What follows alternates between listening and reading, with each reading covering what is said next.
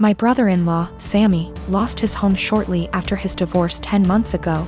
He moved in with us and brought his twin daughters, Olivia and Sloane 18, with him a couple of months ago.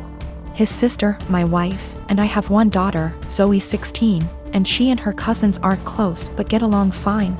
Olivia and Sloane have no respect for Zoe's privacy, none. They used to walk into her room and take everything they get their hands on. Makeup, phone accessories, clothes, school laptop, etc.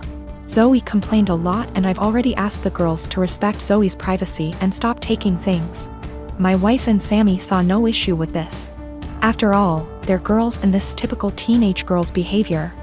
I completely disagreed. Last straw was when Zoe bought a $60 M.A.C makeup kit that looks like a paint set that she saved up for over a month, and one of the girls, Sloane, took it without permission and ruined it by mixing shades together while using it. Don't know much about makeup, but that's what Zoe said when she found the kit on her bed, and was crying. I told my wife and she said she'd ask Sloane to apologize, but I got Zoe a lock after I found she was moving valuable belongings out the house because of this incident. Sammy and his daughters saw the lock and weren't happy. The girls were extremely upset. Sammy asked about it and I straight up told him. He said, "My daughters aren't thieves. It's normal that girls of the same age borrow each other's stuff." He said Zoe could easily get another makeup kit for $15 from Walmart and shouldn't even be buying expensive adult makeup in the first place, and suggested my wife take care of this defect in Zoe's personality, trying to appear older than she is. He accused me of being overprotective and babying Zoe with this level of enablement. I told him this between me and my wife, but she shamed me for putting a lock on Zoe's door for her cousins to see and preventing them from spending time with her, saying I was supposed to treat them like daughters. Then demanded I remove it, but I said this lock does not get removed till her brother and his daughters are out of our house. She got mad I was implying we kick them out and said her family'll hate me for this. So I reminded her that I let Sammy and his family move, in which something her own family refused to do, so she should start with blaming them for not taking their own son and niece's granddaughters in. If it wasn't for her family's unwillingness to help, we wouldn't be dealing with this much disturbance at home. Everyone's been giving me and Zoe silent treatment, and my wife is very much upset over this. My partner and I want to be married, but we don't care much for the idea of having a wedding.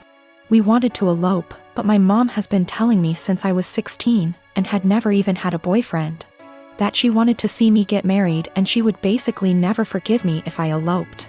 I do like the idea of my family being there to celebrate with us, but I hate the idea of spending money we don't have on this huge party just so that our relationship can change in nothing but name and legal benefits. And for various reasons, it doesn't make sense for us to wait until we can afford a wedding to get married.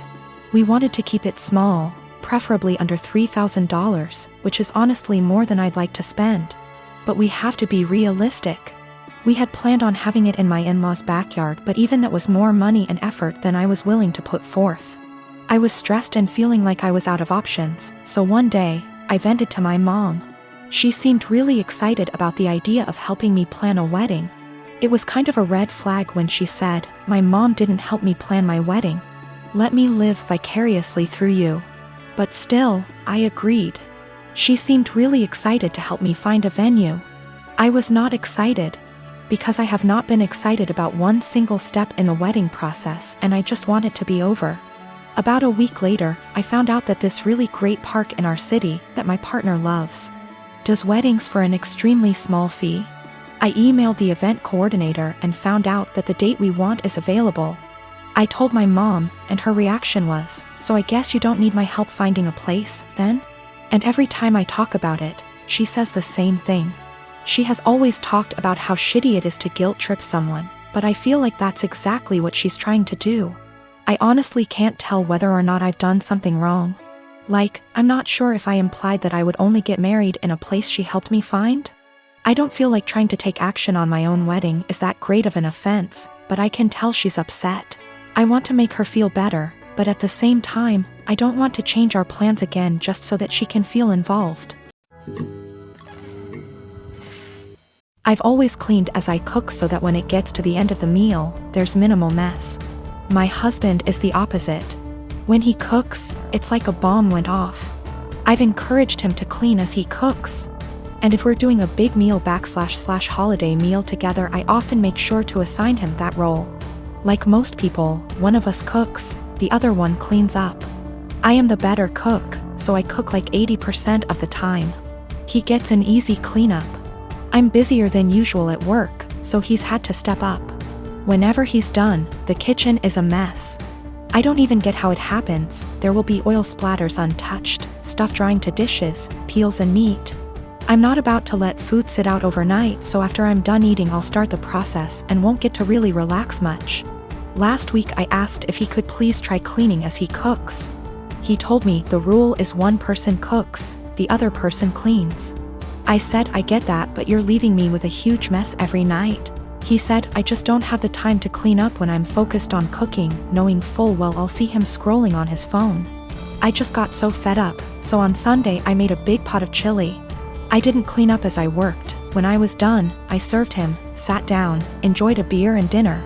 When he finally went into the kitchen, he said, "What the? Why is there such a mess?" I said that I was too busy paying attention to the chili to clean up. I started to get ready for bed.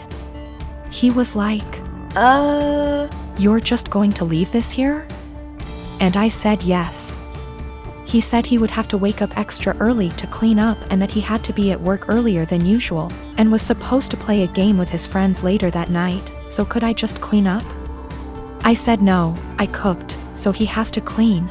2 days later he's still pissy with me because he ended up not being able to game and told me that he didn't get enough sleep, and was exhausted at work. Not to be too snarky, but it's not like he's a surgeon, because I had to prove a point to him.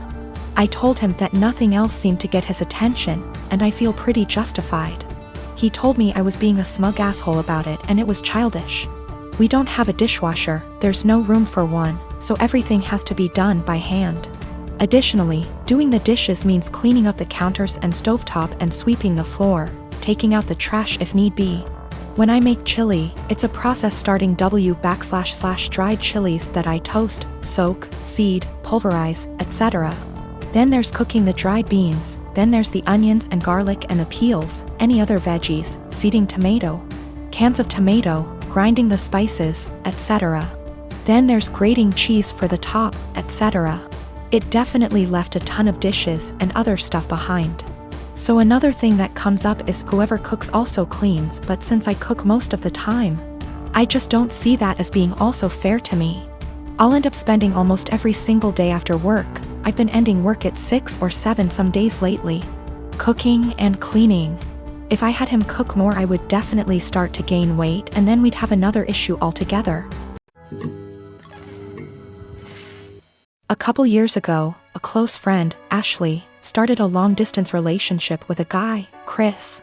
He has been really good to her, and after meeting in person a few times, they decided to move in together.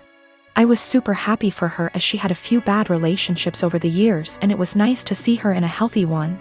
That joy faded the last couple months before she moved a few states over to be with him.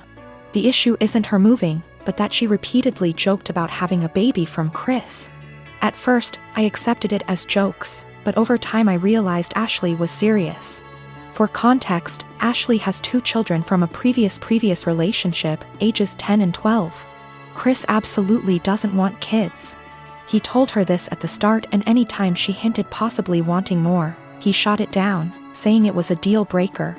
Now, Chris is more than willing to accept her children as her own, because he loves her, and after meeting her kids, them as well. He's accepted that they are a package deal with her, and since they are at an age where they are semi-independent, it's not an issue for him. To me, Chris is a real bro, for taking on her kids without issue. Hearing Ashley say she wants a baby out of him, one way or another, bothered me to no end. It's hard enough to find a partner that treats you well and accepts children that aren't their own. To find one that does and then talk about plotting to force a baby seems gross and manipulative. Before her move, I had sat down with Ashley, trying to talk sense into her. At first she resisted, but finally it seemed she understood how shitty it would be. After I felt like she had understood, I put the issue behind me and helped support her through the hassle of moving. A few days after she left, I got a call from a mutual friend who delves into the Wiccan / metaphysical realm. She was distraught and confessed to me that shortly before Ashley's move, Ashley had come to her asking for a fertility spell. This friend didn't feel comfortable about it and refused. When pushed, she said she cast a spell for a healthy and honest relationship, but told Ashley it was for fertility. As you can imagine, I was livid. I messaged Ashley, confronting her about what I learned, and she laughed it off as she was desperate, but magic is fake anyway. So what's the harm? She then let it slip that since Chris was planning on getting a vasectomy in a few months, she had poked holes in their condoms as a last-ditch effort. At that point, I couldn't stay silent. I gathered up screenshots of all the conversations over the last few months and sent them to Chris. He understandably freaked out and kicked her out. Now, Ashley hates me because she was kicked out after a huge move and didn't have a job or money to make it back. She said I'm a terrible person for putting her and her kids out on the street,